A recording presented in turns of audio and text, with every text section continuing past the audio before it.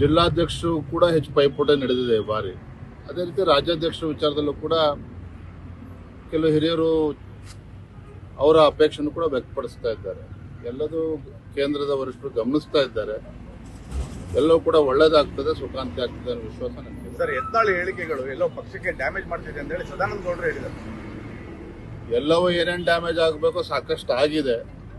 ಇನ್ನೊಂದು ವಾರ 8 ದಿನದಲ್ಲಿ ಏನು ರಾಜ್ಯದ ಅಧ್ಯಕ್ಷ ಯಾರಾಗ್ತಾರೆ ಅಂತೇಳಿ ಉತ್ತರ ಸಿಗ್ತದೆ. ಅದಾದ ನಂತರದಲ್ಲಿ ಎಲ್ಲವೂ ಕೂಡ ಸರಿ ಹೋಗ್ತದೆ ಅಂತ ಕಾಣ್ತದೆ. ಯತ್ನಾಳ್ ಹೇಳಿಕೆ ಮತ್ತೆ ನಿಮ್ಮ ಹೇಳಿಕೆ ಎರಡು ಬಹಿರಂಗ ಹೇಳಿಕೆಗಳು ಸರಿಯಲ್ಲ ಅಂತಾನೂ ಕೂಡ ಹೇಳಿದ್ದಾರೆ.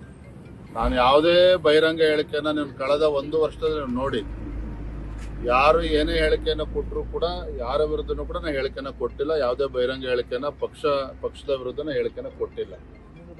ಹಾಗಾಗಿ ರಾಜ್ಯದ ಅಧ್ಯಕ್ಷನಾಗಿ ನನ್ನ ಕರ್ತವ್ಯದ ಅರಿವು ಕೂಡ ನನಗಿದೆ.